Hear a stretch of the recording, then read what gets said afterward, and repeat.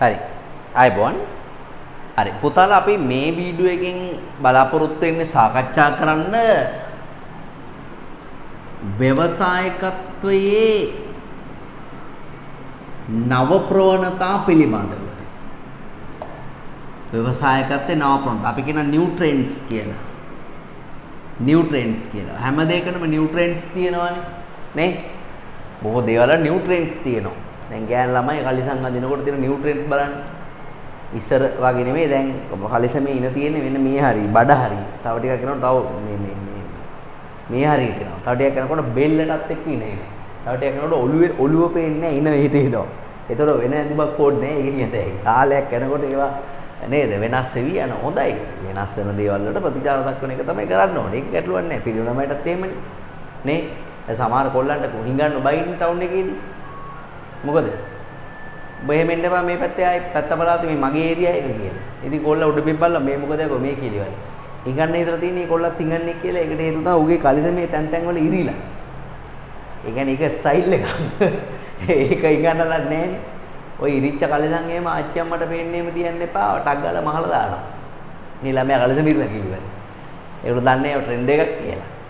ඒ වගේ කාලෙන් කාලට වෙනස් වෙන දේවල් තමයි පුතා ආප්‍රවණතා කියලා කියන්නේ. එතකොට ව්‍යවසායකත්වයේ සම්බන්ධයෙන් තියෙන නව ප්‍රවණතා ප්‍රධාන වශයෙන්ම 4ක් 5ක් තියෙනවා. ඒකේ මම සිලබස් එකට අමතරව මම ඇඩිෂනල් එකකුත් දැම්මා. ඒව ඉස්සරහට තව සිලබස් වලට තව කාලයක් යනකොට එක්කව වෙන්න ඕනේ ඒවා මම දාලා තියෙන්නේ. ඔකට මැනුවල් එකේ තියෙන 4ක් මම දාලා තියෙන්නේ. වැඩිපුරත් එකක් මම දාලා තියෙන්නේ. ව්‍යවසායකත්වයේ නව ප්‍රවණතා තමයි පුතේ එකක් තමයි අභ්‍යන්තර ව්‍යවසායකත්වය. අභ්‍යන්තර ව්‍යවසායකත්වය. ඒ වගේම ගෝලීය ව්‍යවසායකත්වය.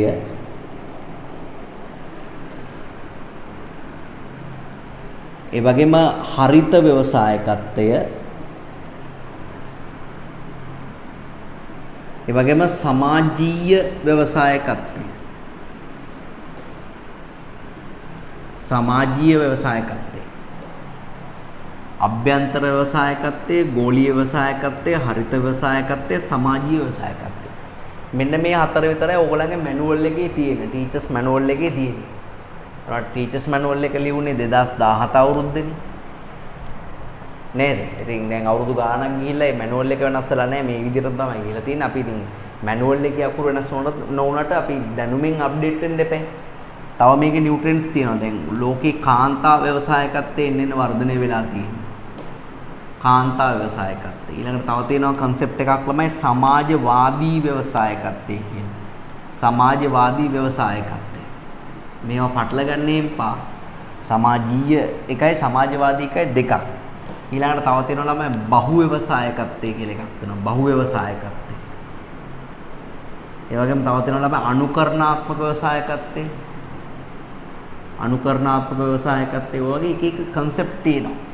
මොකද ඕගොල්ලෝ මූලික වශයෙන් අවධානය දෙන්න ඕනේ මෙන්න මේ මූලික කාරණාවන් හතරට. මේ වචනෙන්ම තේරුම් ගන්න පුළුවන් අපිට. දැන් උදාහරණ ලේසිම එකක් හරිත ව්‍යවසායකත්වය කියලා කියන්නේ කිසියම් ව්‍යවසායකයෙක් තමන්ගේ ව්‍යාපාර කටයුතු කරගෙන යන අතරතුරේ ඒකෙන් පරිසරයට සමාජයට සිද්ධ වෙන දේවල් පිළිබඳවත් සැලකිලිමත් විශේෂයෙන් පරිසරයට සිදු වෙන දේවල් පිළිබඳව සැලකිලිමත් වෙමින් ඒ පරිසර හානිය අවම කරගන්න කටයුතු කරනවා නම් ඒකට දරුවනේ අපි කියනවා හරිත ව්‍යවසායකත්වයක් කියලා. ඒක හරිත ව්‍යවසායකත්වය. හරිද? ඊට පස්සේ තව තියෙනවා සමාජීය ව්‍යවසායකත්වය කියන එකෙන් අදහස් වෙන්නේ සමාජීය ව්‍යවසායකත්වයේදී පුළුවන් තරම් එයා ලාභ උපයන්න නෙමෙයි බලන්නේ. මේ සමාජීය ව්‍යවසායකෙක් ලාභ උපයන්න නෙමෙයි බලන්නේ. එයා බලන්නේ සමාජයට හොඳ දේවල් ටිකක් දීලා සමාජයට අලුත් දේවල් ටිකක් දීලා ඒ ලැබෙන කීර්තිය ප්‍රශංසාව වගේ දේවල් තමයි එයාගේ ලාභෙ වෙන්නේ. එයා ලාභ උපයන්නේ එහෙමයි. ඒවා සමාජීය ව්‍යවසායකත්වය කියලා කියන්න පුළුවන්. දැන් ඔය ආයතන විසින් එක සමාජ වගකීම් මෙහෙම කරන්නේ නේද? ඔය සිරසෙන් කරන සමාජ වගකීම්, දෙරණෙන් කරන සමාජ වගකීම්, පෞගේ කොරෝනා දවස්වල බඩු බෙදපුවා, ඒ වගේ දේවල් තිබුණේ. ඉතින් ඒවා සමාජීය ව්‍යවසායකත්වය කියලා කියන්න පුළුවන්. ලාභ ලබන ව්‍යවසායකත්වයේ අතරේ සමාජීය ව්‍යවසායකත්වය කියන එකත් වැදගත් වෙනවා. ගෝලීය ව්‍යවසායකත්වය තමයි රටකට වැදගත්ම වෙන්නේ. එයාට තියෙන්නේ දේශීය දර්ශනයක් නෙමෙයි, ජාත්‍යන්තර දර්ශනයක් තමයි තියෙන්නේ. දැන් අපි කොවිඩ් වගේ දෙයකට එන්නතක් නැතුව පැණියක් හැදුවට විදේශ රටවලට අපිට ඒක විකුණ ගන්න පොඩ්ඩක් අමාරුයි. අමාරු වෙනවා ඒක. මොකද ඒක තියෙන විදිහ අනුව විදේශිකයෝ ඒක පාවිච්චි කරන්න තියෙන නැඹුරුතාවය අඩුයි. හරි? සමහර ඒවට දාලා තියෙන නම් එක්ක බැලුවම නේ දැන් ගුඩුජ්ජාදී කසාය. සමහර ඒවට දාලා තියෙන නම් අපේ කසායවල ගුඩුජ්ජාදී කසාය. දැන් අපි කියන්නේත් මාරමන් දැන් සුද්දෙක් එහෙම කොහොමද කියන්නේ? සුද්දෙක් එනං කියනකොට උට කසාය බීලා නේද? උට සමහරට උගේ දිව උලුක් වෙයි. උගේ දිව උලුක් වෙයි අනිවාර්යයෙන්ම. උට පත්තු බඳින්න වෙයි දිවට.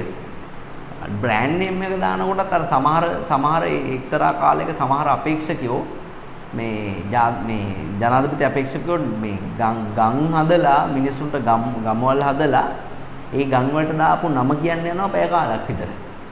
බස් එකේ ගොන්දොස්සරට ඉස්සරහින් බහිනවා අර ගම ගාමින් බහිනවා ගියාම ඌට බහින්න වෙන්නේ තව හෝල් දෙක තුනක් ගියන. මොකද ගමේ නම ඉවර වෙනකන් මේ කියන්නේ ගියාම බස් එක යනවා. ඔන්නෝම ඒ වේ හැටි. ඉතින් ගෝලීය දර්ශනයක් නැතුව මේ වැඩේ කරන්න බෑ. ඒ කියන්නේ එයාට ගෝලීය ව්‍යවසායකට පුළුවන් ලෝකේ රටවල් වල සංස්කෘති මිනිසුන්ගේ ආකල්ප වෙළඳපොලේ හැසිරීම ගැන හොයලා බලලා හැම රටටම ගැලපෙන විදිහේ භාණ්ඩයක් දෙන්න ගෝලීය ව්‍යවසායකට පුළුවන්. දැන් උදාහරණයක් විදිහට අපි ගත්තාම දැන් ජපානය, චීනය වගේ රටවල් ගෝලීය ව්‍යවසායකයෝ. ඒගොල්ලෝ චීනය හදන භාණ්ඩ ලෝකේ ඕනම රටකට කන්ට්‍රි එකට ගැලපෙන විදිහට ඒගොල්ලෝ වෙනස්කම් වලට භාජනය කරලා එවනවා. එකම භාණ්ඩේ. ඉන්දියාවේ තියෙන version එකයි ශ්‍රී ලංකන් version එකයි වෙනස්. ඒ වගේ. අභ්‍යන්තර ව්‍යවසායකත්වය කියලා කියන්නේ ඇත්තටම ගොඩක් ආයතන වල දැන් ක්‍රියාත්මක වෙන අභ්‍යන්තර ව්‍යවසායකත්වය තමයි.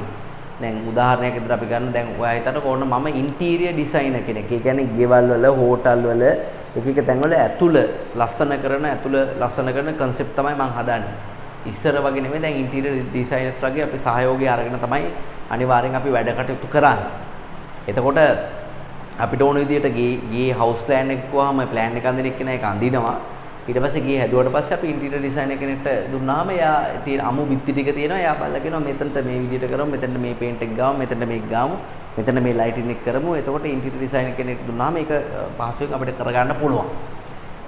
ඉතින් ඒ වගේ දැන් ගොඩක් වෙලාට දැන් එතෙන්දි වෙන්නම මම දැන් ව්‍යාපාරයකට ආයෝජනය කරනවා. ඊට පස්සේ මොරටුව කැම්පස් එකේ හරි නැත්නම් වෙනත් පාඨමාලා කරපු ඉන්ටීරියර් ඩිසයිනර්ස්ලා කීප දෙනෙක් මම ගන්නවා. අරගෙන මම වෙබ්සයිට් එකක් මේන්ටේන් කරලා ෆොටෝස් ටිකක් දාලා ඒවට බිස්නස් ගන්නවා. අරගෙන ඒගොල්ලන්ට බාර දුන්නාම ඒගොල්ලෝ ඒක ඩිසයින් කරනවා. එතකොට අලුත් concept තියෙන්නේ මගේ නෙමෙයි. මගේ යටතේ වැඩ කරන සේවකින්ගේ. සේවකයෝ තමයි ව්‍යවසායකයෝ වෙන්නේ. සේවක ආයතනයක අභ්‍යන්තර සේවකින් ලවා නව්‍යතා සම්පාදනය කරගන්නවා නම් ඒකට අපි කියනවා මොකද්ද? අභ්‍යන්තර ව්‍යවසායකත්වය කියලා. ඒක මාමාරු සංකල්පයක් නෙමෙයි. ගොඩක් ආයතන කරන්නේ ඒක තමයි දැන්. දක්ෂතාව වලින් පරිපූර්ණ සේවක ටිකක් අරගෙන ඒගොල්ලෝ ලවා නව්‍යතා සම්පාදනය කරගන්න. ඒක තමයි වර්තමානයේ කරන්නේ. ඒක තමයි අභ්‍යන්තර ව්‍යවසායකත්වය කියලා කියන්නේ. ඉතින් ඒකට සම්බන්ධ වෙන සේවකයටත් ඒක ප්‍රතිලාභ තියෙනවා. මේ සේවකයාගේ දක්ෂතාව වැඩි වෙනවා. සේවකයාගේ අනාගතයේ පිළිබඳ සිතීමේ හැකියාව. අපි ඒකට කියනවා මනෝභාවාත්මක කුසලතාවය. ඒක වර්ධනය වෙනවා. හොඳ නිර්මාණයක් කළොත් සේවකයාට වැටුප් වර්ධක උසස්වීම් වගේ දේවල් ලැබෙනවා. නේද? ඒ වගේ දේ සංවිධානයේ පැත්තනොත් සංවිධානයට නිතරම අප්ඩේට් වෙන්න පුළුවන්. යාවත් කාල වෙන්න පුළුවන්. පරිසර අනුව වෙනස් වෙන්න පුළුවන්. තරඟයට හොඳට මුණ දෙන්න පුළුවන්. විකුණුම් වැඩි කර ගන්න පුළුවන්. ලාභ වැඩි කර ගන්න පුළුවන්. ඒ වගේ වාසිය අනිවාර්යයෙන් සංවිධානයට සහ සේවකයාට දෙන්නටම තියෙන නිසා අභ්‍යන්තර ව්‍යවසායකත්වය කියන එක වර්තමානයේදී ගොඩක් ජනප්‍රිය සංකල්පයක්. එතෙන්දී අභ්‍යන්තර ව්‍යවසායකත්වය පාවිච්චි කරන්න පුළුවන් විදි කීපයක්ම තියෙනවා. එකක් දැනට ඉන්න සාමාන්‍ය සේවකීන්ට කියනවා ඕගොල්ලෝ මේ පිළිබඳ අලුත් අදහසක් ඉදිරිපත් කරන්න කියන මොන හරි දෙයක් ගැන.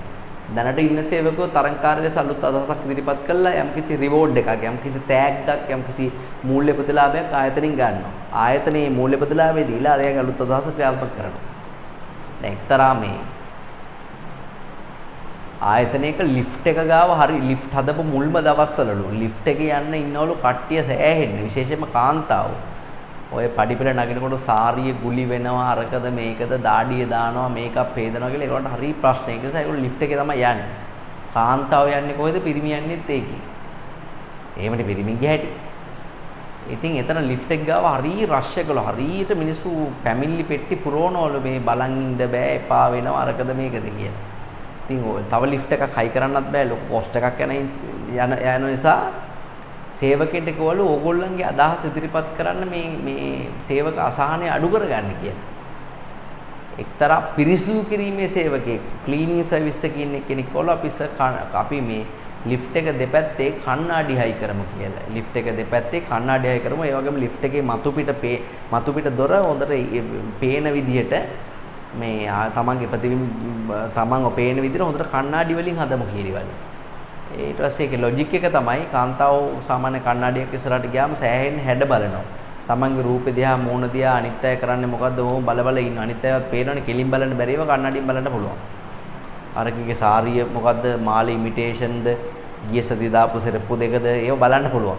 එතකොට කාන්තාවට ලිෆ්ට් එක උඩ ගියා ආයෙන්න වෙලා යනවා කියලා ඒව බලන්න 100ක් නැහැ. කාන්තාව ඉන්න තැන පිරිමින්ට කොහොමත් 100ක් නැහැ.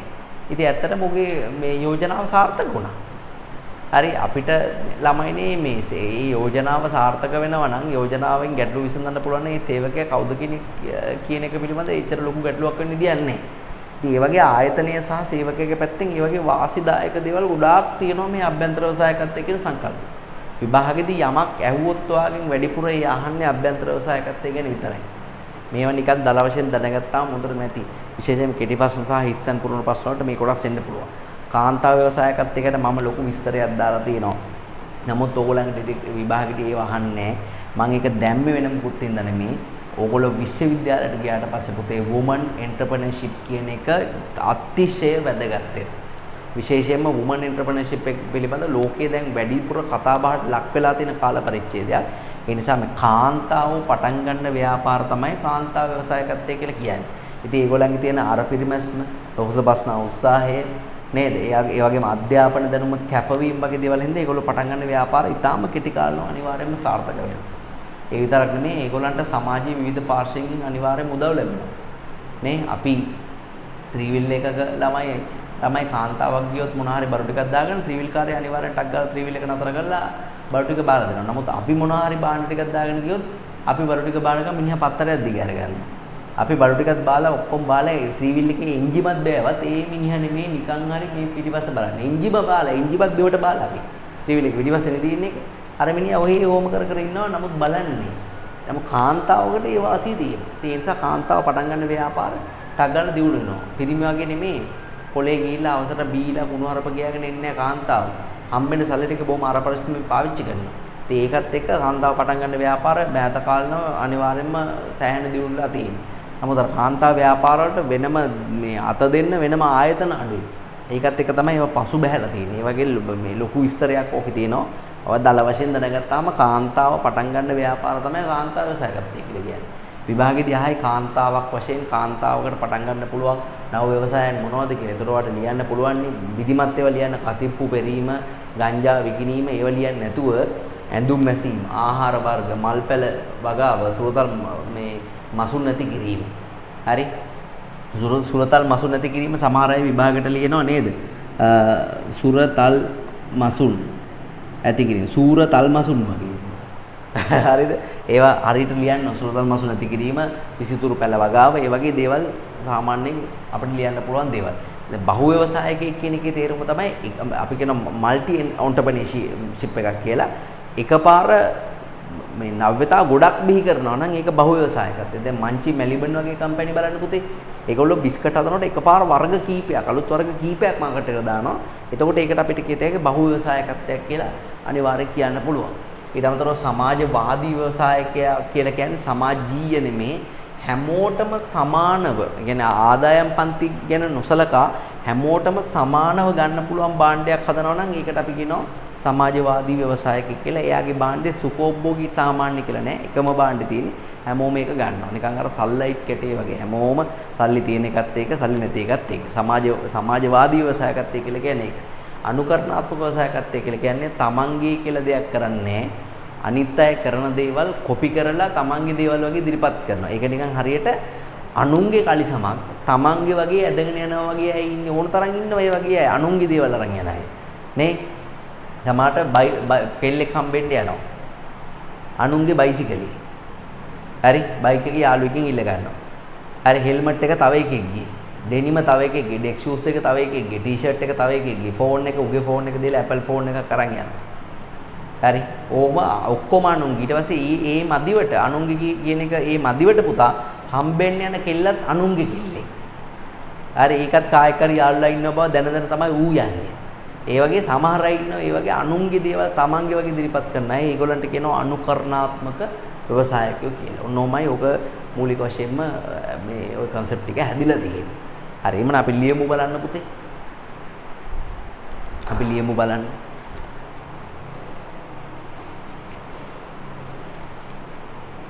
පිටුවංක 15ට යම් ව්‍යවසායකත්වයේ නව ප්‍රවණතා කියන එකට යමු. හරි. ව්‍යවසායකත්වයේ නව ප්‍රවණතා ඒකේ අංක 1 කියලානේ ඒක වැදිලා තියෙන්නේ. ඒකේ මාතෘකාව වැදලා තියෙන ඉන්ටර්ප්‍රෙනර්ෂිප් කියලා. ඒක පල්ලෙහායින් ලියන්න පුතේ අභ්‍යන්තර ව්‍යවසායකත්වය කියලා. අභ්‍යන්තර ව්‍යවසායකත්වය කියලා ලියන්න. අභ්‍යන්තර ව්‍යවසායකත්වය.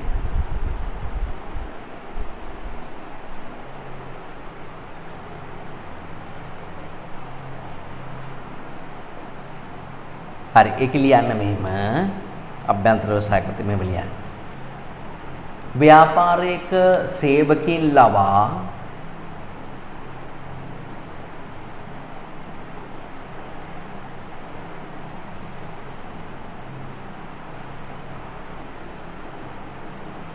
නව්‍යතා සම්පාදනය කර ගැනීමයි.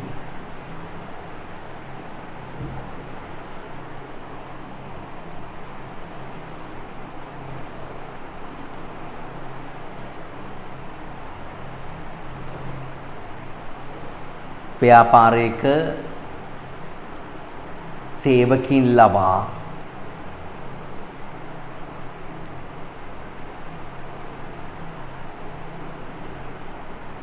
නව්‍යතා සම්පාදනය කර ගැනීමයි.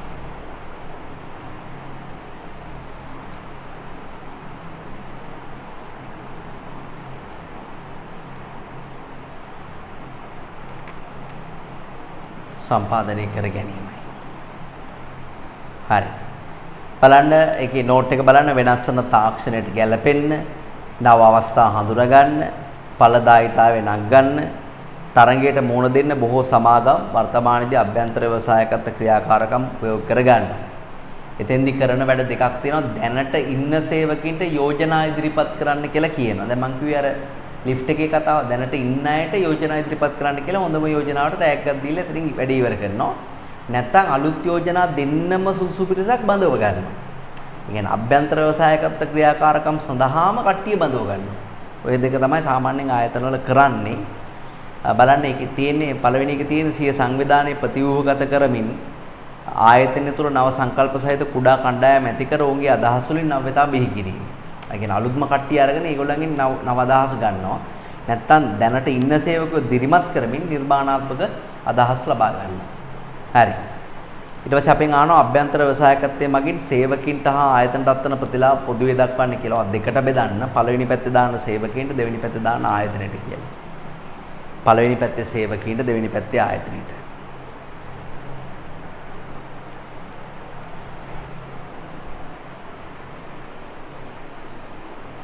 හරි. සේවකින්ට කියලා ලියන්න පුතා නෝට් එක. සේවකින්ට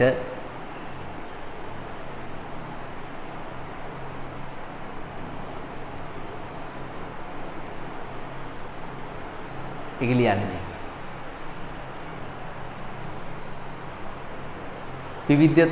විවිධ ත්‍යාග උසස් වීම යන ආදී හිමිවීම.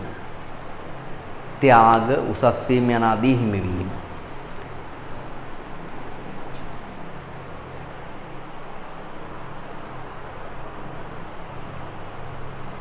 ත්‍යාග උසස් වීම යන ආදී හිමිවීම.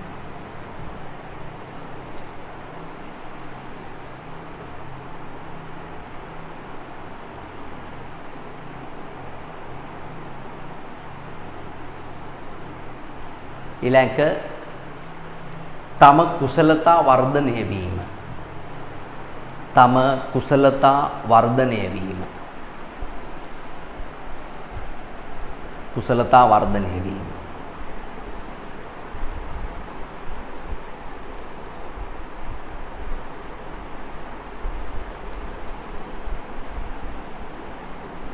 ඊළඟට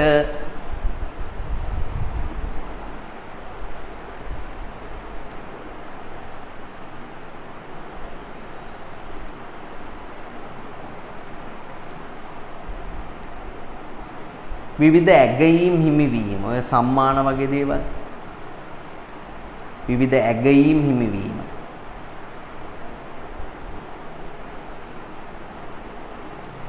ඇගයීම් හිමිවීම.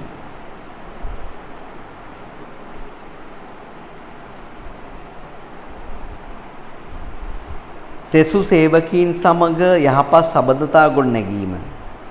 මොදවා සාකච්ඡා කරලා තමයි කරන්නේ. සෙසු සේවකීන් සමග යහපත් සබඳතා ගොඩනැගීම.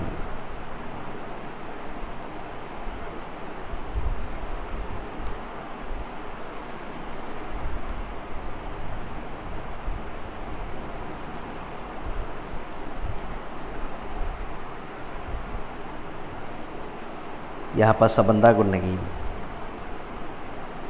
හරි. ඊට පස්සේ ආයතන රත්න වාසය අර උඩ ඡේදෙත් තියෙනවා ළමයි. අපි ලියමු මෙහෙම නව අවස්ථා ග්‍රහණය කරගත හැකි වීම.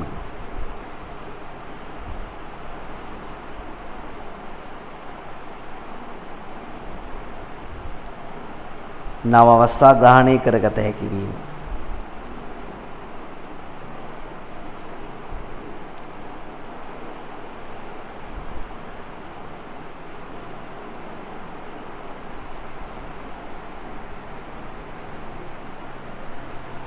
වෙනස් වන තාක්ෂණයට ගැළපිය හැකි වීම.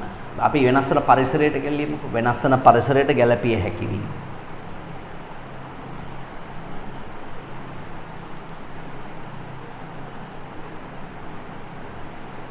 වගේම තරඟයට මුහුණ දීමේදී වැදගත් වීම.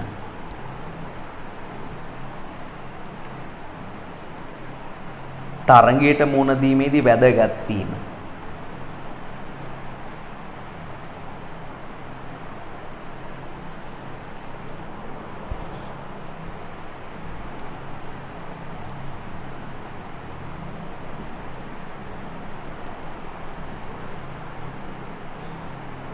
තරඟයට මුහුණ දීමේදී වැදගත් වීම.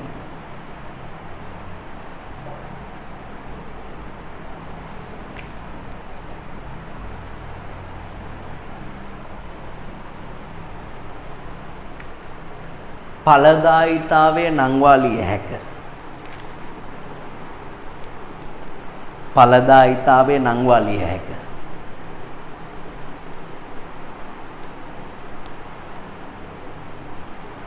right. හරි. අපි යමු ඊළඟ පිටුවට. කාන්තා ව්‍යවසායකත්වයේ කියන නෝට් එක පුතාලට වෙලාව තිබුණොත් මොන හරි අසයින්මන්ට් කරන්න ඕනොත් විශ්වවිද්‍යාලයේ ගිය දවසක අවශ්‍ය වුණොත් මේ නෝට් එක බොහොම අමාරුවෙන් හදාගත් එකක්. ඒක පාවිච්චි කරන්න පුළුවන්. නමුත් ඔයගලන්ට A level syllabus එකට කාන්තා ව්‍යවසායකත්වය ගැන ලොකුට අහන්නේ නැහැ. ඒක නිසා පුතාලට ඕනනම් කතරයක් දාගන්න කාන්තා ව්‍යවසායකත්වය කියන නම්බර් 2 එකට කතරයක් දාගන්න නොබැලුවත් කමක් නැහැ. හැබැයි අභ්‍යන්තර ව්‍යවසායකත්වය අනිවාර්යෙන් බලන්න ඕනේ. ඒක හයිලයිට් කරගන්න මාතෘකාව ලිව්ව තැන අභ්‍යන්තර ව්‍යවසායකත්වය. ඒ වගේම සමාජීය ව්‍යවසායකත්වයේ අංක 3 පිටු අංක 17 තියෙන හයිලයිට් කරගන්න. බලන්න. සෑම ව්‍යවසායකයෙක්ම සමාජයෙන් ප්‍රතිලාභ ලබා ගන්න. ඒ නිසා සමාජීය උන්නතිය උදෙසා ක්‍රියාත්මක වීමට උන්ට වගකීමක් තියෙනවා. ඇතැම් ව්‍යවසායකින් සමාජ සුබ සාධනය උදෙසා කටයුතු කරනු ලැබේ. එවැනි ව්‍යවසායකින් මින් අදහස් වේ මෙම ලියන්න. ඔවුන් සමාජයෙන් ලැබෙන කීර්තිය ප්‍රශංසා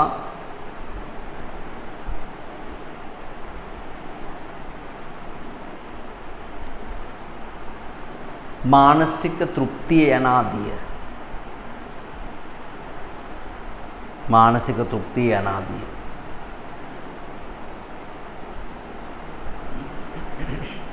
ප්‍රතිලාභ ලෙස සැලකයි.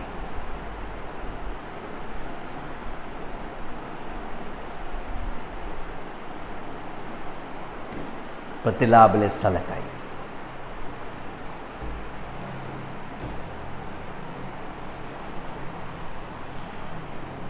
right. ඊට පස්සේ ගෝලීය ව්‍යවසායකත්වයේ highlight කරගන්න.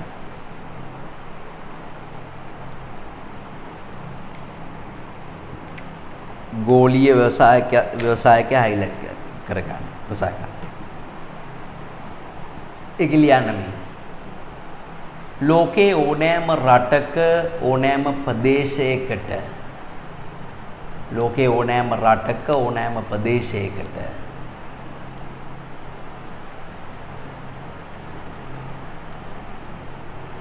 ගැළපෙන පරිදි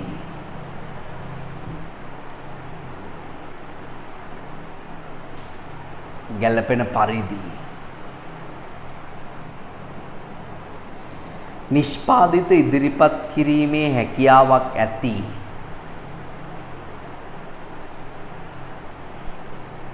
නිෂ්පාදිත ඉදිරිපත් කිරීමේ හැකියාවක් ඇති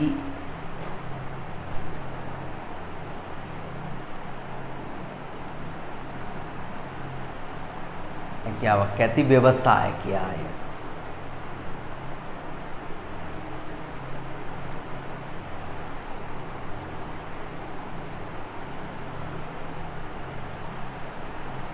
सांस्कृतिक ताक्षणिक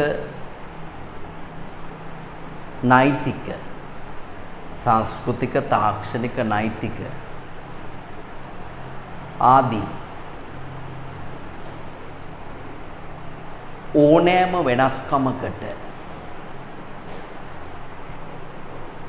ඕනෑම වෙනස්කමකට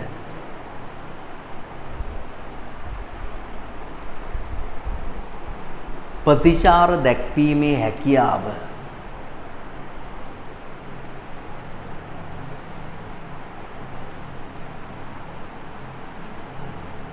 මෙවැනි ව්‍යවසායකයෙකු සතුව පවතී.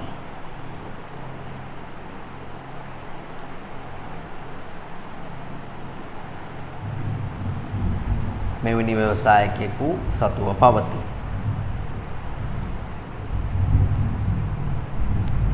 හරි. පුතාලා තව ව්‍යවසායකත්වයේ ඔයගොල්ලන්ගේ සිලබස් එකේ නව ප්‍රවණතාවයක් තියෙනවා හරිත ව්‍යවසායකත්වයේ කියලා. ඒක මට මේකේ නෝට් එක දාන්න අමතක වෙලා. ඒක වාට පුළුවන් ද ටියුට් එක මේ පැත්ත හරවලා මෙන්න මෙතනින් මේ හතර ගෝලීය ව්‍යවසායකත්වයේ තියෙන එකට පැත්තකින් හරිත ව්‍යවසායකත්වයේ කියන එක ලියන්න. ඒතර ඒක අංක 5 කියලා හරිත ව්‍යවසායකත්වයේ කියලා හයිලයිට් කරගන්න. ඒක විස්තරයකුත් තියෙනවා ලියන්න. මෙන්න මේ හරිය. ගෝලීය ව්‍යවසායකත්වය තියෙනවා මෙන්න මේ හරිය. හරිත ව්‍යවසායකත්වය. ඒක ලියන්න මේ.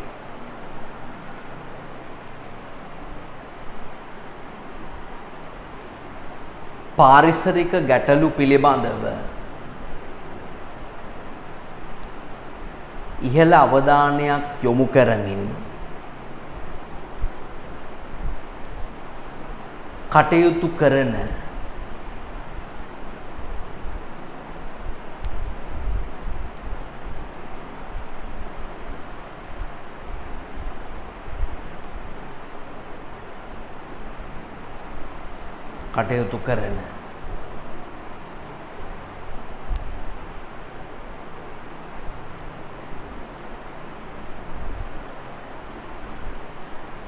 व्यवसायकයාය. व्यवसायकत्වයේ එහෙම ලියන්න व्यवसायकत्वයේ.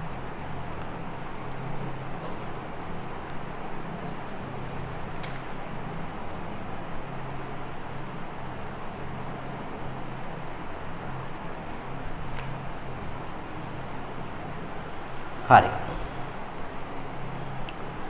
ඊට පස්සේ අපි 17 පිටුවේ තියෙන විවිධ ව්‍යවසායකින් වර්ග පිළිබඳවත් සාකච්ඡා කරමු. ඒක මම කියලා දුන්නා අපිට නෝට් එක විතරයි ලියන්න තියෙන්නේ. හරි පුතාලා බහු ව්‍යවසායකයා ලියන්නේ. එකවර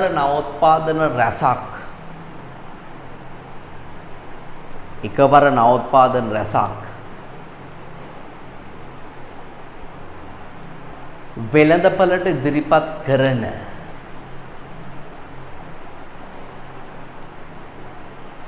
එකවර නවෝත්පාදන රැසක් වෙළඳපළට ඉදිරිපත් කරන ව්‍යවසායකයාය.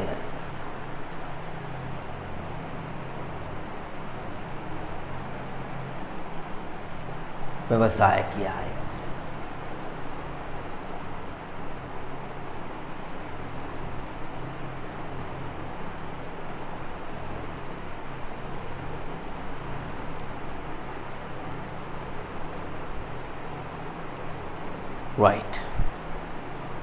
අනුකරණාත්මක ව්‍යවසායකයා අන් අයගේ නව්‍යතා අනුකරණය කරමින්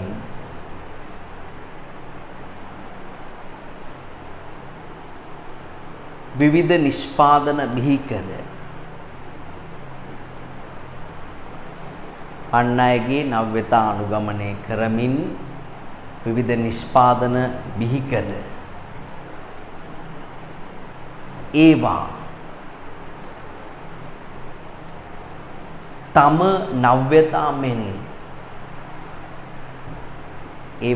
තම නව්‍යතාවෙන්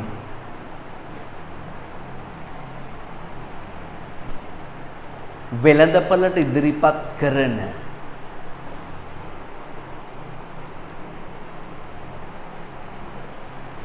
व्यवसायिकयाय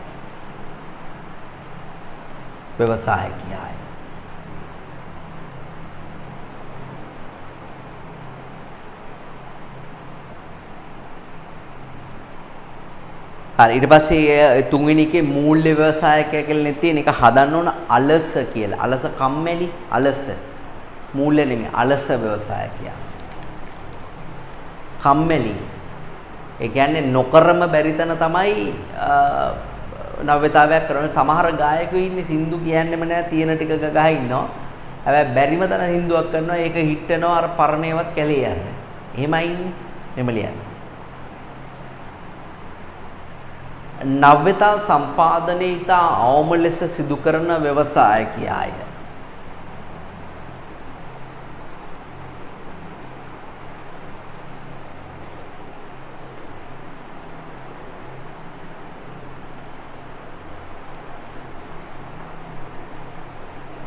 නව්‍යතා සම්පාදනය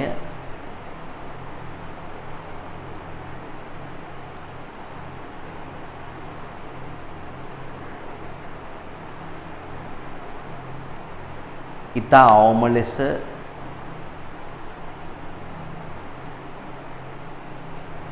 සිදු කරන ව්‍යවසායකයාය.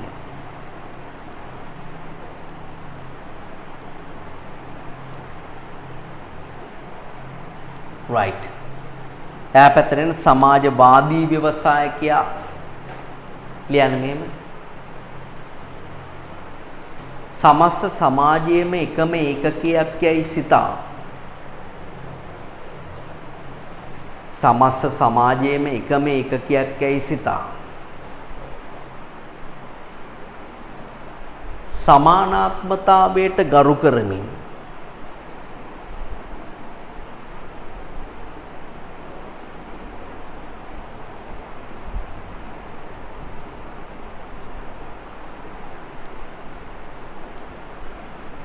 සමානාත්මතාවයට ගරු කරමින්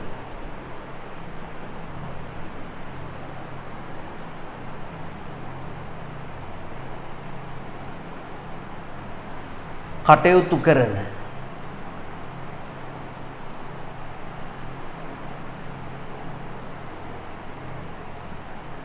ව්‍යවසායකයාය.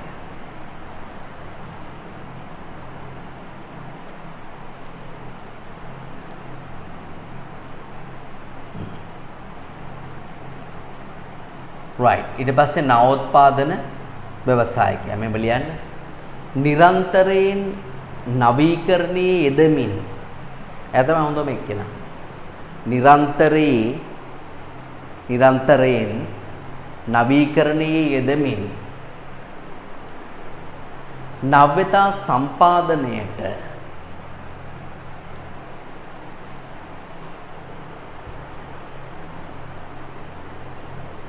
ඉහළ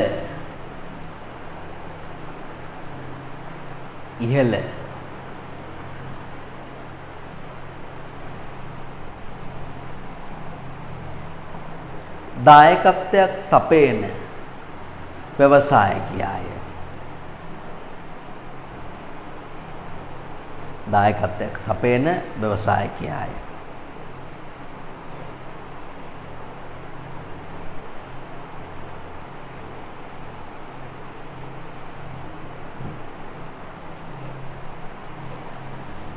හරි. එතකොට මේ ව්‍යවසායකත්වය සම්බන්ධ නවප්‍රවණතා පිළිබඳව තමයි අපි කරුණු කාරණාවල් මේ සාකච්ඡා කළේ. හරි. ඊට පස්සේ දැන් ඒකෙම තව පල්ලෙහා කොටසක් තියෙනවා පුතා. ඒ පල්ලෙහා කොටසත් අපි ඉවර කරලා දාමු. ඒකේ තියෙන්නේ රටක ව්‍යවසායකත්ව සංවර්ධනය පිළිබඳව තමයි අපිට සාකච්ඡා කරන්න තියෙන්නේ. දැන් අපේ රට දියුණු වෙන්නේ කිය කොච්චර කල් අපි කොච්චර දශක ගණනාවක් තිස්සේ හූල්ලනවද නේද? දැන් සමහර වෙලාවට ඔය කන්න නැති මිනිහෙක් දැක්කම අපි කියනවා ඉතිහෝපියන් ජාතිකයෙක් වගේ කියලා. හරි ඉතිහෝපියානු ජාතිකයෙක් වගේ කියලා කියනවා. හරි ඉතිහෝපියාවෙන් දාවේ කියලා අහන්නට කැඩිපුර කණෙක් දැක්කම ඉතිහෝපියාවෙන් දාවේ කියලා අහනවා. නමුත් ඕගොල්ලෝ අද වෙබ් එකේ සර්ච් කරලා බලන්න ඉතිහෝපියාට වෙලා තියෙන වැඩේ මොකද්ද කියලා. ඉතිහෝපියා මාට හිතනවා කවද්ද අපි ඉතිහෝපියාවක් වෙන්නේ කියලා. මම කැමති අපේ රටේ ඉතිහෝපියාවක් වෙනවනම්. ඇයි? ඒ මොකද ඉතිහෝපියාව ඒ තරම් දියුණුයිද? ඒ රටවල් දියුණු වෙලා තියෙන්නේ. අපිවත් පහු කරගෙන යන්නේ. මේ සමහර ඒ කියන්නේ අපේ රට පාලනය කරපු පාලකයෝ කරපු වැඩ නිසා තමයි අපේ රට ළමයි ඉතිහාසයේදලා මේ தත්තෙට ඇදගෙන වෙන්නේ. නැත්නම් ඉස්සර අපි මේ ජපානය හා සමානව සිංගප්පූරුව හා සමානව හොඳ ආර්ථික වර්ධන වේගයක් තිබ්බ රටක්. අපිට ඒක අරගෙන යන්න බැරුණා මේ දේශපාලඥයෝ කරපු වැඩ නිසා. මෝඩ මේ මිනිස්සු පත් කරගෙන ඒගොල්ලෝ ගත්ත මෝඩ තීරණින්ද තමයි අපිට මෙහෙම වුනේ. ඒ කියන්නේ ටැක්ෆුල් නෑ. ඒ කියන්නේ උපක්‍රමික මේ උපාය සහ උපක්‍රමික පාවිච්චි කරන්නේ. ඒ ඉගෙන ගත්ත මිනිස්සුන්ට තීරණ ගන්න දෙන්නේ නෑ. මේ මිනිස්සුත් ඔය පැත්තකටලා ඉන්නවා අපිට මොකෝ උන්නේ කැමති දේවල් කරන්න කියලා වෙලා පැත්තකටලා ඉන්නවා. ඒකයි වෙලා තියෙන්නේ. දැන් රටක ආර්ථික සංවර්ධනයේ ප්‍රධානම ඉන්ධනය තමයි ව්‍යවසායකත්වය කියන එක. ඒ ව්‍යවසායකත්වයේ වර්ධනය වීම තුළින් රටකට සෑහෙන ප්‍රතිලාභ ලැබෙනවා. ඒක නිසා රටක රජයකට වගකීමක් තියෙනවා ව්‍යවසායකත්වයේ වර්ධනය කරන්න අවශ්‍ය කරන පසුබිම සපයන සාධක ටිකක් සපයන්න. පුහුණු සමබලකායක් ඇති කරන්න, ව්‍යවසායකත්වය ආගේන මේ වැඩසටහන් ක්‍රියාත්මක කරන්න, ඊට පස්සේ ව්‍යවසායකත්වයේ උගන්වන ස්ථාන බිහි කරන්න, ඒ නිෂ්පාදකින්ගේ නිෂ්පාදන සඳහා වෙළඳපොළ පහසුකම් සපයන්න නේද? ඊට පස්සේ තාක්ෂණික ආධාර උපකාර බදු සහන දෙන්න. ඒවට ඒ වගේ තියෙන්න ඕනේ රජයේ උදව්පදව්. රජයේ උදව්පදව් තිබ්බහම ව්‍යවසායකයට සුසු පරිසරයක් ඒ රට ඇතුළේ අනිවාර්යයෙන්ම නිර්මාණය වෙනවා. හරි බලන්න රටක ව්‍යවසායකත්ව සංවර්ධනය ඕනම රටක ආර්ථික සංවර්ධනයේ තීරණාත්මක සාධකයේ බවට ව්‍යවසායකත්වයටපත් වෙලා තියෙනවා. සාමාන්‍යයෙන් හඳුන්වන්නේ පෞද්ගලික ව්‍යවසායක අර්ථකමේ ඉන්ධනය. ඒ කියන්නේ මේ ධනවාදී අර්ථකමේ ඉන්ධනය තමයි එනර්ජි එක නැත්නම් ෆුවල් එක තමයි ව්‍යවසායකත්වය කියලා කියන්නේ. ඒ නිසා ඕනම රටක ව්‍යවසායකත්වයට සුසු පරිසරයක් ඇති කරන්න ඕන.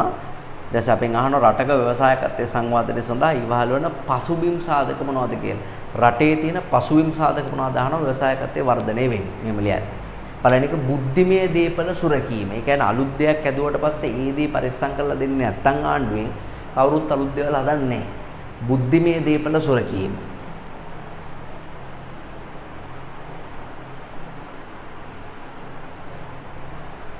බුද්ධිමය දේපල සුරකීම. ඊට පස්සේ යහපත් නීතිමය රාමුවක් පැවතීම. ව්‍යාපාර සඳහා සුසු නීතිමය රාමුවක් තියෙනවා. යහපත් නීතිමය රාමුවක් පැවතීම.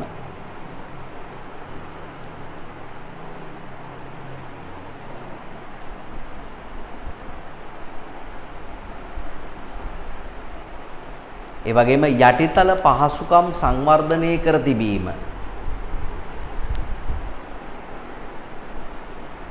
යටිතල පහසුකම් සංවර්ධනය කර තිබීම.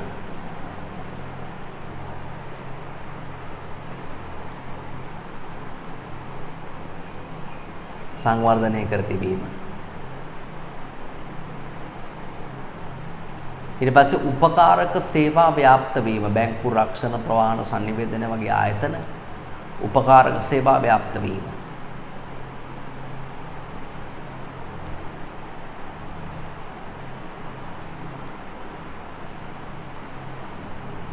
බදු බලපෑම අවම වීම. නමුත් ආණ්ඩුව බදු ගහනවා එලෝ කොහොමද දියුණු වෙන්නේ? බදු බලපෑම අවම වීම.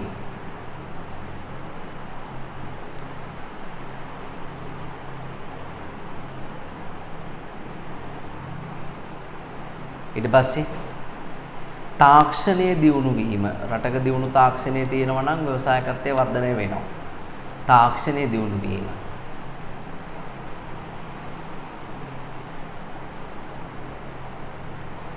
ඒ වගේම පුහුණු සමබලකායක් සිටීම. ඒකට තමයි වෘත්තීය අධ්‍යාපනය එහෙම දියුණු කරන්න ඕනේ. පුහුණු සමබලකායක් සිටීම. දැන් ඕක එකපාරක් විභාගෙදී ඇහුවා පුතේ රටක ව්‍යවසායකත්වයේ දියුණු වෙන්න හේතු වන පසුබිම් සාධක මොනවද කියලා. ඔය තියෙන්නේ පසුබිම් වන සාධක. ඒ වගේම ඊටත් පස්සේ අවුරුද්දක විභාගෙ දෙවුවා ව්‍යවසායකත්වයේ දියුණු නොවෙන්න රටක තියෙන බාධක මොනවද කියලා. කියන්නේ ව්‍යවසායකත්ව සංවර්ධනයට රටක තියෙන බාධක මොනවද කියලා. ඒව කටපාඩම් කරන්න දෙයක් නැහැ. දැන් මේ කිව්ව ටිකම අනිත් පැත්ත ගහලා ලියදේ. යටිතල පහසුකම් දියුණු නැත්තම්, නොදියුණු තාක්ෂණේ නම්, පුහුණු ශ්‍රමයක් නැත්තම්, ඊට පස්සේ තව මේ රජයේ බදු බලපෑම වැඩි නම්, නීතිමය රාමුව ශක්තිමත් නැත්තම් නේද? ඒ වගේ අවස්ථාවලදී ළමයි අලුත් අදහස් තියෙන තරුණ පිරිස් නැත්තම් ඒ රටේ. හරි ඒ වගේ තියෙනවා නම් ඒක ව්‍යවසායකත්ව සංවර්ධනයට අනිවාර්යෙන් තියෙන මොකද්ද? බාධාවක් වෙනවා. දැන් ඔයාට පේනවා අපිට අංක 19 උඩ තියෙන්නේ. අපි දැන් කතා කරපේකීම අනිත් පැත්ත. බලන්න සමහර ව්‍යවසායකත්වයේ සංකල්පයේ තේරුම් අරගෙන ක්‍රියාත්මක කරන්නේ නැහැ. ඕකට කියන්නේ ව්‍යවසායකත්ව හුදකලා බව කියලා. වරහන් ඇතුළේ ලියන්න. ව්‍යවසායකත්ව සංකල්පයේ තේරුම් නොගැනීම සහ ක්‍රියාත්මක නොවීමට කියන්නේ ව්‍යවසායකත්ව හුදකලා බව කියලා. ව්‍යවසායකයෝ නැහැ අපේ රටේ. පුළුල් වෙළඳපළක් නැහැ. දැන් චිත්‍රපටයේ මැදුවම අසාර්ථක වෙන්නේ පුතේ පුළුල් වෙළඳපළක් නැහැ ෆිල්ම් වලට. දැන් ඉන්දියාවේ අපේ වගේ 60 ගුණයක් ලොකු රටක් ජනගහනයේ විශාල ප්‍රමාණයක් ඉන්න මොන භාෂාවෙන් ඇදුවත් ෆිල්ම් එක දුවනවා. තාක්ෂණික දැනුම හිඟවීම, මූල්‍ය වෙළඳපළ ගැටලු තියෙනවා. නීතිමය සීමාවන් පවතිනවා. කම්පැනියකින් පටන් ගන්න මාරමාරුයි අපේ රටේ. රාජ්‍ය අනුග්‍රහය ප්‍රමාණවත් නැහැ. ව්‍යාපාරයක් පටන් ගත්ත හැටි ටැක්ස් ගහන්න ආණ්ඩුව බලන් ඉන්නේ. සහ පරිසරයෙන් ඇතිවන බලපෑමනේ ෆැක්ටරියක් පටන් ගන්න බෑ. පරිසර සංවිධාන එක සංවිධාන විරුද්ධ වෙනවා. ඒවත් එක්ක අපේ රටේ ව්‍යාපාර කරන්න ඇත්තටම බාධාවක් තියෙනවා. right. ඊට පස්සේ දැන් නමුත් කොහොම හරි ওই බාධා අයින් කරගෙන රටට ව්‍යවසායකත්වයේ වර්ධනය කිරීමෙන් අත්වන සමාජීය ප්‍රතිලාභ අපි පළවෙනි වීඩියෝ එකේදී සාකච්ඡා කළා. ළමයි ලෝකයේ ව්‍යවසායකත්වයේ වර්ධනය වීමේ ලෝකයේ තියෙන ප්‍රධාන ප්‍රතිලාභය වෙන්නේ මොකද්ද? ලෝකයේ ප්‍රතිලාභය තමයි මිනිසුන්ගේ ජීවන තත්ත්වය උසස් වීම. හොඳට කාලා බීලා ඇඳලා ඉන්නවා කියලා කියන්නේ මිනිසුන්ගේ ජීවන තත්ත්වය උසස් වෙනවා. හැබැයි ලංකාවේ තියෙන ප්‍රධාන ප්‍රතිලාභය ඒක නෙමේ සේවා නියුක්තිය වර්ධනය වීම. ඒ කියන්නේ සේවා නියුක්තිය වර්ධනය වුණාම තමයි අපේ රටේ මිනිසුන්ගේ ජීවන තත්ත්වය උසස් වෙන්නේ. නේ සාධක සම්පත් සංචලනය වෙනවා. මිනිසුන්ගේ සාධක ආදායම් වැඩි වෙනවා ආයෝජනය කරලා. ඒ වගේම මේ අපිට ප්‍රයෝජන නොගත් සම්පත් වලින් ප්‍රයෝජන ගන්න පුළුවන් රටක ව්‍යවසායකත්වයේ වර්ධනය වුණාම ඒ වගේ වාසිදායක දේවල් ඕන තරම් තියෙනවා. හරි පිටුවංග 18 බලන්න.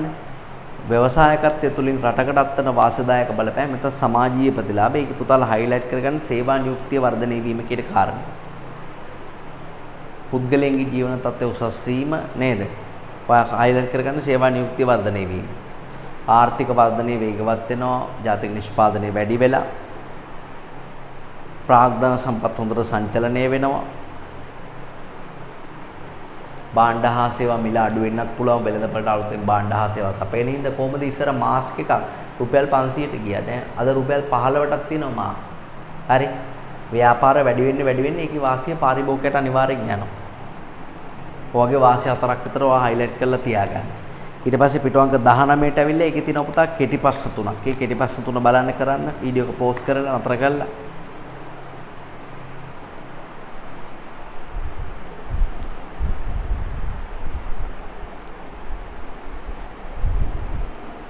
හොඳයි අපි උත්තර බලමු. ව්‍යවසායකත්ව සංවර්ධනයේ ප්‍රධාන අරමුණ වෙන්නේ මොකද්ද? ජීවන තත්ත්වය උසස් කිරීම. හැබැයි ලංකාවේ ප්‍රධාන අරමුණ වෙන්නේ ලෝකේ කොහොම වුණත් අපේ අරමුණ වෙනස් නේද? ලෝකයේ තියෙන දේවල් අපි පාවිච්චි කරන්නේ නැහැ. ඒකයි වෙලා තින්නේ අපිට. අපි වෙනස්ම විදියකට යන්න දන්නේ ඒ ගමන හරියන්නේ. අපේ අරමුණ තමයි සේවා නියුක්තිය වර්ධනය කිරීම. ව්‍යවසායක අවශ්‍යනේ මොන රටවල් වලට? ඕනම රටකට ව්‍යවසායකයෝ ඕනේ. උත්තරය අංක 5. ලංකාවේ ව්‍යවසායකත්ව සංවර්ධනයට දායක වන ආයතන ගොඩාක් තියෙනවා. ඒ ආයතන ගොඩක් රාජ්‍ය ආයතන ඉඳලා ඒවල අර්ධ ක්‍රියාකාරීත්වයක් තියෙනවා නම්මට බෝඩ් ලෑලි වලට විතරයි. නැත්නම් අපේ රටට මේ වගේ තත්ත්වයන් උදා වෙන්නේ. ලංකාවේ ව්‍යවසායකත්වයේ වර්ධනය කරන තියෙන ප්‍රධාන ආයතනය වෙන්නේ මොකද? ජාතික ව්‍යවසාය සංවර්ධන අධිකාරිය කියන එක හයිලයිට් කරගන්න. ඒ වගේම අලුත් ව්‍යවසායයට ණය දෙන්න බැංකුවක් තියෙනවා. ඒකේ නම ලංකා පොත්තු සංවර්ධන බැංකුව. ඒ වගේම තව පුතේ වෘත්තීය දැනුම දෙනවා ජාතික ආධුනිකත්ව හා වෘත්තීය පුහුණු අධිකාරියක හයිලයිට් කරගන්න. ඒ වගේම විශ්වවිද්‍යාල සහ අනිකුත් අධ්‍යාපන ආයතන ඒවා හයිලයිට් කරගන්න. ඒ වගේම කාර්මික සංවර්ධන මණ්ඩලයත් අනිවාර්යෙන් හයිලයිට් කරගන්න. ඒ වගේම අපනයන සංවර්ධන මණ්ඩලයත් අනිවාර්යෙන් හයිලයිට් කරගන්න. ඒවා සාමාන්‍යයෙන් භාණ්ඩ අපනයනය කරන්න ලංකාව ඇතුළේ නිෂ්පාදනය කරන්න උදව් දෙන ආයතන සමූහයක් තමයි මේ ආයතන ටික. ඊට පස්සේ පුතාලා ඒකෙම එහා පැත්තට ගියාම ජාතික ව්‍යවසාය සංවර්ධන අධිකාරිය සහ ලංකාපුත්‍ර සංවර්ධන බැංකුව පිළිබඳව තියෙනවා. ඒවා නිකන් කියව ගන්න. ඒවා මේ පාඩමේ එහෙම ලොකුවට ඔයගලන්ගේ ගැඹුරින් ප්‍රශ්න කරන්නේ. ඔයාලගෙන් ඇහුවොත් එම් ව්‍යවසායකත්ව සංවර්ධන මේ සම්බන්ධ ප්‍රධාන බලාධිකාරිය මොකක්ද කියලා. ඒ මොකද්ද? ජාතික ව්‍යවසාය සංවර්ධන අධිකාරිය තමයි ප්‍රධාන බලාධිකාරිය වෙන්නේ. එහා පැත්තට ඇවිල්ලා අපි ජාතික පිටුවංග 19ට ඇවිල්ලා ලංකා ව්‍යවසායකත්ව සංවර්ධන දායක වන ආයතන වල පළවෙනියටම තියෙන්නේ ජාතික ව්‍යවසාය සංවර්ධන අධිකාරිය. ඒතර වරහන් ඇතුලේ දාන්න ප්‍රධාන ආයතනය කියලා. ඒතකොට හරි. ඒක තමයි ප්‍රධාන ආයතනය. ව්‍යවසායකින්ට ණය සපයන ප්‍රධාන බැංකුව තමයි පුතේ ලංකාපුත්‍ර සංවර්ධන බැංකුව. ඒකත් වරහන් ඇතුලේ ලියන්නේ. ව්‍යවසායකින්ට ණය සපයන ප්‍රධාන බැංකුව. ව්‍යවසායකින් ණය සපයන ප්‍රධාන බැංකුව ලංකාපුත්‍ර සංවර්ධන බැංකුව. රජයෙන් පිහිටවපු බැංකුව. හරි. මේ ආයතන දෙක පිළිබඳ විස්තරයක් තමයි පිටුවංක 20 දාලා තියෙන්නේ. ඒවට කතර දාගන්න. ඒවා විභාගෙදි කියවීම කියන එක ඕනේ. අර මං කිව්ව ටික මතක තියාගත්තා නම් ඇති ඔයා. ප්‍රධාන බැංකුවයි ප්‍රධාන ආයතනය කියලා මතක තියාගත්තා නම් ඇති. තේරෙනවද? හරි. එමනම් ඔබට අවසන් කළේ උසස් පෙළ විෂය නිර්දේශ නියමිත ව්‍යවසායකත්වය නැමැති පාඩම. මේ නිබන්ධනයේම තමයි පුතා කුඩා ව්‍යාපාර කියන මේ කොටස තියෙන්නේ. ඇත්තටම මම ඒකට වෙනම නිබන්ධනයක් ගෙවුවේ නැත්තේ වෙන කාරණයක් හින්දා නෙමෙයි. ඒක ඒ තරම්ම කුඩායි. කුඩා ව්‍යාපාර වචනේ පරිසමාර්ථයෙන් කුඩා නිසා අර පිට කවරයක් දාන්නත් දෙයක් ඒකේ නැහැ ඇත්තටම. බොහොම පොඩි ප්‍රමාණයක් තියෙන නිසා තමයි මම මේකෙම කොටසක් විදිහට ඒක ඉදිරිපත් කරේ. කොහොමද මේ දෙකකට බැඳලා තියෙන සංකල්ප දෙකක්. ව්‍යවසායකත්වයේ කොතනද එතන කුඩා ව්‍යාපාර තියෙනවා. කුඩා ව්‍යාපාර කොතනද එතන ව්‍යවසායකත්වයේ තියෙනවා. එහෙම එක හැදෙන්නේ. හරි.